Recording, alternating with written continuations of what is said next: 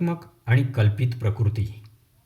प्रकृती ही अनादी अर्थात उत्पत्तीरहित शुद्ध ब्रह्माच्या ठिकाणी कल्पित आहे. या प्रकृतीचा ब्रह्माबरोबर अनादी कल्पित असा तादात्म्य संबंध आहे. कल्पित म्हणजे काल्पनिक, जे नसते परंतु स्वप्नादी पदार्थांप्रमाणे भ्रांतीने भासते, त्यास कल्पित असे म्हणतात.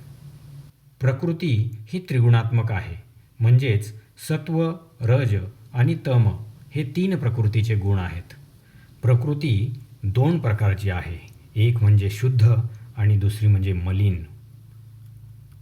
शुद्ध म्हणजे सत्वगुण प्रधान प्रकृती, जी सत्वगुणापासून उत्पन्न झालेली आहे.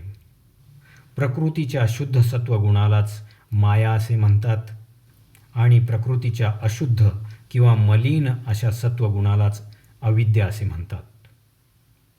माया म्हणजे जी झालीच नाही, या मा सा माया म्हणजे जी नाही ती माया. जी शुद्ध सत्वगुण प्रधान प्रकृती ती माया होय. आणि अविद्या म्हणजे जी विद्यमान अर्थात अस्तित्वातच नाही अर्थात कल्पित आहे ती अविद्या. जी मलिन सत्वगुण प्रधान प्रकृती ती अविद्या होय. शुद्ध सत्वगुण युक्त माया उपाधीत ब्रह्माचे पडलेले प्रतिबिंब म्हणजेच ईश्वर होय. अर्थात ईश्वर म्हणजेच ब्रह्मचैतन्य अधिक माया अधिक आभास असे सूत्र तयार झाले. तर जीव म्हणजे मलिन सत्वगुण युक्त अविद्या उपाधीत ब्रह्माचे पडलेले प्रतिबिंब.